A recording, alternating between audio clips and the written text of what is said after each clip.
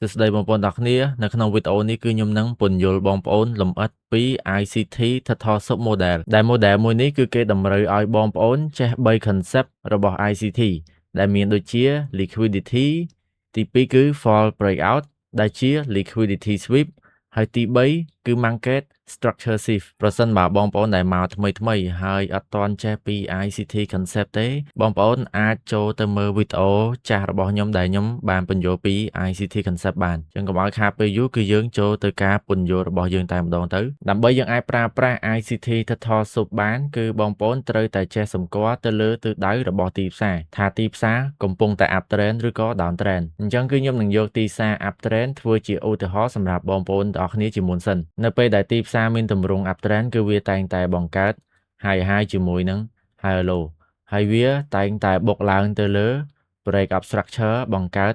high ថ្មីជារៀងរហូតហើយនៅពេលដែលទីផ្សារវាបានបង្កើត high ថ្មីគឺវាតែងតែ pull back ធ្លាក់មកកាន់ high low ចុងក្រោយគេនេះឬក៏ swing low ចុងក្រោយគេឬក៏យើងអាចហៅវាបានថាជា support អញ្ចឹងគឺវាតែងតែធ្លាក់មក retest នៅ swing low វិញរួចហើយបើសិនបើ up trend គឺវានៅតែបន្តវានឹងបុកឡើង break up structure បង្កើត high ថ្មីមួយទៀតអញ្ចឹងនៅពេលដែលវា break up structure ទៅលើគឺវាតែងតែ pull back មកកាន់ high low ឬក៏ swing low វិញប៉ុន្តែវាមិនដែលមក sweep sell liquidity បុកបដាច់មកក្រោមទេចាក់តាបន្តិចក៏វាអត់ដែរវាតែងតែទៅនៅលើ high low នឹងតែម្ដងចឹងដូចបងប្អូនបានឃើញអញ្ចឹងវាតែងតែទៅនៅលើ high low តែម្ដងនៅពេលដែលវាបាន break up structure បង្កើត high ថ្មីហើយវា pull back មកកាន់ high low វិញគឺវាមិនដែលចាក់ចូល sweep sell liquidity នឹងម្ដងទេក៏ប៉ុន្តែនៅពេលដែលវាបានបង្កើត high ថ្មីហើយវា pull back មកក្រោមវិញលើកនេះគឺវាមិនបានត្រជាប់នៅលើ high low នេះទេវាស្រាប់តែចាក់ធ្លុះតែម្ដងវាចាក់ធ្លុះ high low ឬក៏យើងអាចនិយាយបានថាវាមកយក sell liquidity នេះតែម្ដងប៉ុន្តែវានៅពេលដែលចាក់ធ្លុះមកយក sell liquidity នេះគឺមិនបានធ្លាក់មកក្រោមមួយទំហឹងទេគឺវាស្រាប់តែបុកឡើងទៅលើវិញវាមកយក sell liquidity វាបានបុកបដាច់ high low នេះមែនប៉ុន្តែវាមិនបានធ្លាក់ទៅក្រោមមួយទំហឹងទេនៅពេលដែលវាមកយក sell liquidity នេះវាស្រាប់តែបុកឡើងទៅលើវិញបង្កើតជា market structure shift នៅម្ដុំនេះរួចហើយវាអាចនឹងបន្ត up trend ទៅលើតទៀតអញ្ចឹងនៅពេលដែលទីផ្សារវាមានទម្រង់បែបហ្នឹងវាបានចាក់មកយក sell liquidity នៅ up trend ហ្នឹងគេហៅវាថាជា Total Sub ហើយដើម្បីវិភាគមើលថាទម្រង់ទីផ្សារមួយនេះវាជា Total Sub Model អត់ទី1បងប្អូនត្រូវមើលទៅលើ liquidity អញ្ចឹងកន្លែងនេះគឺជា sell liquidity វាពិតជាបានធ្លាក់មកយក liquidity មែនរួចហើយគឺវាបានបុកឡើងទៅលើបង្កើត market structure shift វិញអញ្ចឹងនៅពេលដែលវាបានបង្កើត market structure shift អាតំបន់កន្លែងនេះនៅពេលដែលវាធ្លាក់មកយក sell liquidity ហ្នឹងវាខ្លាចទៅជា fall breakout ឬក៏គេហៅថាជា liquidity sweep អញ្ចឹងវាមាន liquidity វាមាន fall breakout ហើយវាមាន market structure shift អញ្ចឹងទម្រង់ទីផ្សារមួយនេះវាគឺជា ICT Total Sub Model ហើយអញ្ចឹងនៅពេលដែលទីផ្សារវាចេញទម្រង់ Total Sub បែបនេះតើយើងគួរចូល entry នៅទីណាអញ្ចឹងតំបន់ដែលយើងនឹងចូល entry គឺយើងចូលនៅពេលដែលទីផ្សារវាបង្កើត market structure shift ហើយវា pull back ចូលមកកាន់ fair value gap វិញអញ្ចឹងគឺយើងដាក់ buy limit នៅក្នុង fair value gap មក SL របស់យើងគឺដាក់នៅ swing low ហើយ TP របស់យើងគឺដាក់នៅ buy side liquidity ខាងលើអញ្ចឹងនៅពេលដែលទីផ្សារវាបង្កើត market structure shift វា pull back ចូលមកកាន់ fair value gap អីវិញគឺវានឹងបុកឡើងទៅយក buy side liquidity បន្តឬក៏វាបុកឡើងទៅ break up structure បន្តអញ្ចឹងបងប្អូនទាន់កន្លែងហ្នឹងអត់ឥឡូវគឺយើងចូលមកឧទាហរណ៍មួយទៀតវិញដែលជាទីផ្សារកំពុងតែ down trend នៅពេលដែលទីផ្សារវាកំពុងតែ down trend គឺវាតែងតែបង្កើត lower low ជាមួយនឹង lower high ហើយវាតែងតែធ្លាក់មកក្រោមមកយក sell liquidity ដែលគេហៅវាថាជាការ break up structure មកក្រោមអញ្ចឹងនៅពេលដែលទីផ្សារវា down trend គឺវាតែងតែ break up structure មកក្រោមដើម្បីយក sell liquidity ហើយបងប្អូនក៏លេខមកមើល lower high នៅខាងលើនេះ គឺវាអត់ដែលឡើងទៅបុកបណ្ដាច់ទេ គឺវាមិនដែលឡើងទៅយក buy side liquidity ទេ អញ្ចឹងនៅពេលដែលទីផ្សារវា downtrend វាបាន break up structure មកក្រោម វាបានបង្កើត lower low ថ្មី ហើយនៅពេលដែលវា pull back ទៅកាន់ lower high វិញ គឺវាមិនដែលទៅបុកបណ្ដាច់ ឬក៏ទៅ sweep ទេ គឺវាតែងតែទៅជាប់នៅ lower high ឬក៏យើងអាចហៅវាជា resistance អញ្ចឹងបងប្អូនកន្លែងមកមើលត្រង់នេះមកនៅពេលដែលវា break up structure បង្កើត lower low ថ្មី ហើយវា pull back ទៅកាន់ lower high វិញ វាមិនដែលឡើងទៅបុកបណ្ដាច់ទេ វាតែងតែទៅនៅជាប់ resistance ហ្នឹងតែម្ដង គឺវាមិនដែលឡើងទៅបុកយក buy side liquidity ទេ ក៏ប៉ុន្តែនៅពេលដែលទីផ្សារវា break up structure មកក្រោម វាបង្កើត lower low ថ្មី ហើយនៅពេលដែលវា pull back ទៅកាន់ lower high វិញ គឺវាស្រាប់តែបុកធ្លុះតែម្ដង វាបានមកយក buy side liquidity មួយនេះ ប៉ុន្តែវាមិនបានបុកឡើងទៅលើមួយទំហឹងទេ នៅពេលដែលវាមកយក buy side liquidity វាបុកធ្លុះ lower high វាស្រាប់តែធ្លាក់មកខាងក្រោមវិញ អញ្ចឹងនៅពេលដែលវាយក buy side liquidity ហើយវាស្រាប់តែធ្លាក់មកខាងក្រោមមួយទំហឹង បន្ត downtrend ទៅតទៀត អញ្ចឹងនៅពេលដែលទីផ្សារវាឡើងមកយក buy side liquidity នៅ downtrend ហើយវាបានបង្កើត market structure shift វិញ អាហ្នឹងគឺវាចូលជា ICT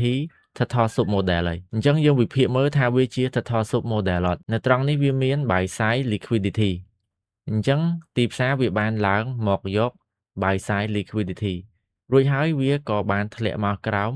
បង្កើត market structure shift វិញ អញ្ចឹងអាតំបន់មួយនេះវាคล้ายទៅជា fall breakout វាคล้ายទៅជា liquidity sweep អញ្ចឹងទី1យើងមាន liquidity ទី2យើងមាន liquidity sweep ហើយទី3គឺយើងមាន market structure shift អញ្ចឹងវាគឺជា ICT Total Sub Model ពិតប្រាកដមែន អញ្ចឹងនៅពេលដែលទីផ្សារវាមាន liquidity sweep ហើយវាបានបង្កើត market structure shift អញ្ចឹងគឺយើងចាំចូល sell នៅពេលដែលវា pull back ចូលមកកាន់ fair value gap វិញ គឺយើងដាក់ sell limit នៅ fair value gap មកហើយ TP របស់យើងដាក់នៅ sell side liquidity SL របស់យើងគឺដាក់នៅ swing high អញ្ចឹង position របស់យើងមួយនេះគឺនឹង hit full TP តែម្ដង អញ្ចឹងដើម្បីឲ្យកាន់តែច្បាស់គឺយើងក៏លេខមកមើលឧទាហរណ៍ជាក់ស្ដែងវិញម្ដងបងប្អូន អញ្ចឹងបងប្អូនក៏លេខមកមើលទីផ្សារនៅត្រង់នេះមកវាគឺជាទីផ្សារ downtrend ហើយនៅពេលដែលទីផ្សារវាកំពុងតែ downtrend វាបាន break up structure មកក្រោម គឺវាមិនដែល pull back ឡើងទៅចាក់ buy side liquidity ឡើងទៅយក buy side liquidity ទេ គឺវាតែងតែធ្លាក់មកក្រោម break up structure មកក្រោម មកយក sell side liquidity រហូត អញ្ចឹងបងប្អូនកន្លែងមកមើល structure downtrend នៅកន្លែងនេះវិញមក វាមាន resistance ហើយនេះគឺជា sell side liquidity អញ្ចឹងគឺវាបានធ្លាក់មកយក sell side liquidity រហូត គឺវាអត់ដែលឡើងទៅយក buy side liquidity ទេ ក៏ប៉ុន្តែបងប្អូនកន្លែងមកមើលទីផ្សារនៅតំបន់នេះវិញម្ដង អញ្ចឹងទីផ្សារនៅត្រង់នេះគឺយើងមាន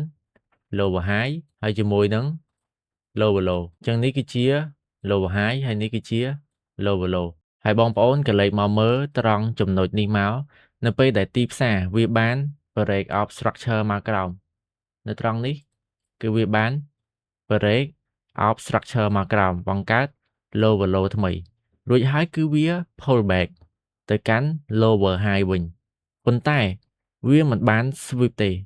គឺវាមិនបានបុកយកបន្តិចក៏វាមិនបានបុកយកដែរ រួចហើយគឺយើងឃើញថា candle មួយនេះគឺវាបានធ្លាក់មកខាងក្រោមបង្កើតជា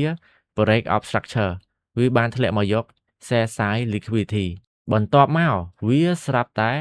បុកឡើង pull back ទៅកាន់ lower high វិញ ប៉ុន្តែម្ដងនេះគឺវាមិនមែនត្រជាប់នៅក្រោម lower high ទេ វាស្រាប់តែបុកទៅយក liquidity វាស្រាប់តែបុកធ្លុះ lower high តែម្ដង ដែលវាបុកយក buy side liquidity ហើយនៅពេលដែលវាបុកយក buy side liquidity វាអត់មានធ្លុះទៅលើទេបងប្អូន វាស្រាប់តែធ្លាក់មកខាងក្រោមវិញ អញ្ចឹងនៅពេលដែលវាបុកយក buy side liquidity នៅ downtrend គឺវាស្រាប់តែធ្លាក់មកខាងក្រោមវិញ ផ្សេងបើយើងតម្លាក់ទៅ time frame តូចដែលជា time frame 15 នាទី គឺយើងឃើញថាទីផ្សារវាបានបង្កើត market structure shift នៅកន្លែងនេះ ហើយបងប្អូនក៏លេខមកមើលតំបន់នេះមកគឺវាបានឡើងទៅយក buy side liquidity គឺវាបានបុកបណ្ដាច់ lower high រួចហើយគឺវាធ្លាក់មកក្រោមមួយទំហឹងដែលវាបង្កើតជា Market Structure Shift អញ្ចឹងទីផ្សារនៅតំបន់នេះវាចេញរូបរាង ICT Total Soup ហើយអញ្ចឹងគឺយើងវិភាគមកថាវាជា ICT Total Soup មែនអត់អញ្ចឹងនៅកន្លែងនេះគឺយើងមាន liquidity ដែលជា buy side liquidity រួចហើយទីផ្សារគឺវាបានបុកឡើងទៅយក buy side liquidity មួយហ្នឹងដែលជា liquidity sweep អញ្ចឹងយើងមាន liquidity យើងមាន liquidity sweep រួចហើយវាបានធ្លាក់មកបង្កើត market structure shift អញ្ចឹងគឺយើងមាន market structure shift មួយទៀតដែលវាជា ICT Total Soup ពិតប្រាកដមែនហើយយើងបដូរទៅ time frame 1ម៉ោងវិញយើងឃើញថានៅពេលដែលវាបង្កើត market structure shift គឺវាមាន fair value gap នៅនេះធំមែនតើអញ្ចឹងនៅ1ម៉ោងក៏វាមានយើងតម្លាក់ទៅ15នាទីនៅ time frame 15នាទីក៏វាមាន fair value gap នៅស្រូវនេះដែរអញ្ចឹងកន្លែងដែលបងប្អូនចូល entry គឺបងប្អូនដាក់ sell limit នៅ fair value gap មក SL របស់យើងគឺដាក់នៅលើ fair value gap 1ម៉ោងមកបងប្អូនហើយ TP របស់យើងគឺដាក់នៅ sell side liquidity ខាងក្រោមអញ្ចឹងនៅពេលដែលទីផ្សារវាបានចាក់មកយក fair value gap វិញគឺវាបានបន្តធ្លាក់មកខាងក្រោមបន្តទៀតមកយក sell side liquidity នៅខាងក្រោមនេះអញ្ចឹងបើសិនបើយើងដាក់ sell limit នៅ fair value gap 1ម៉ោងនេះគឺយើងនឹង hit full TP តែម្ដងហើយសម្រាប់ឧទាហរណ៍មួយទៀតបងប្អូនក៏លេខមកមើលទីផ្សារនៅពេលដែលវា up trend នៅកន្លែងនេះមកអញ្ចឹងនៅពេលដែលទីផ្សារវាមានទម្រង់ up trend វាតែងតែបង្កើត high ជាមួយនឹង high low ហើយបងប្អូនក៏លេខមកមើល structure របស់ទីផ្សារនៅតំបន់នេះមកទីផ្សារវាបាន break out structure ទៅលើបង្កើត high ថ្មីនៅពេលដែលវាបង្កើត high ថ្មីហើយវា pull back មកកាន់ high low វិញគឺវាអត់ត្រនៅលើ high low ទេវាបានមក sweep high low នេះតែម្ដងអញ្ចឹងកន្លែងនេះដូចបងប្អូនឃើញអញ្ចឹងគឺវាបានធ្លាក់មកយក sell side liquidity តែម្ដងហើយនៅពេលដែលវាធ្លាក់មកយកហ្នឹងគឺវាអត់ធ្លុះមកក្រោមទេវាស្រាប់តែបុកឡើងទៅលើវិញហើយដើម្បីរក market structure shift បងប្អូនទម្លាក់មក time frame តូចដែលជា time frame 5នាទីមកអញ្ចឹងនៅកន្លែងនេះគឺយើងឃើញថាផ្សារគឺវាបានធ្លាក់មកយក sell side liquidity រួចហើយគឺវាបានបុកឡើងទៅលើវិញបង្កើត market structure shift នៅកន្លែងនេះអញ្ចឹងនៅពេលដែលវាបង្កើត market structure shift ហើយវា pull back មកវិញគឺវាបានបន្តឡើងទៅលើបន្តទៀតតែម្ដងអញ្ចឹងដើម្បីសម្គាល់ថាវាគឺជា ICT Total Soup ពិតមែនឬក៏អត់គឺយើងមើលទៅលើ liquidity មកវាមាន liquidity វាមាន sell side liquidity នៅត្រង់នេះរួចហើយទីផ្សារវាបានធ្លាក់មក sweep sell side liquidity មួយនឹងតែម្ដងអញ្ចឹង liquidity វាមាន liquidity sweep ក៏វាមានហើយទីផ្សារវាបានបុកឡើងទៅលើវិញបង្កើតជា market structure shift អញ្ចឹង liquidity sweep ហើយជាមួយនឹង market structure shift អញ្ចឹងទម្រង់ទីផ្សារមួយនេះគឺវាពិតជា ICT Total Soup ពិតមែនអញ្ចឹងគឺយើងទម្លាក់មកកាន់ time frame 1ម៉ោងវិញនៅពេលដែលទីផ្សារវាបង្កើត market structure shift នៅ time frame 1ម៉ោងគឺវាបានបន្សល់ទុក fair value gap មួយនៅតំបន់នេះអញ្ចឹងសម្រាប់ការចូលផ្សារបងប្អូនអាចដាក់ buy limit នៅ fair value gap មករួចហើយ SL របស់យើងគឺដាក់នៅក្រោម fair value gap មកហើយ TP របស់យើងគឺដាក់នៅ buy side liquidity ខាងលើនេះហើយយើងឃើញថានៅពេលដែលទីផ្សារវាបានធ្លាក់ចាក់ចូល fair value gap វិញគឺវាបានបន្តបុកឡើងទៅលើតទៀតដើម្បីទៅយក buy side liquidity ធំនេះចឹងបើសិនបើកន្លែងនេះបងប្អូនចូលផ្សារដោយប្រើ ICT Total Soup បងប្អូននឹង hit full TP តែម្ដងអញ្ចឹងសម្រាប់មេរៀន ICT Total Soup Model គឺយើងមានតែប៉ុណ្្នឹងទេបងប្អូនខ្ញុំសង្ឃឹមថាបងប្អូននឹងយល់នៅអ្វីដែលខ្ញុំបង្រៀនហើយយើងចាំជួបគ្នានៅវីដេអូមេរៀនក្រោយៗទៀត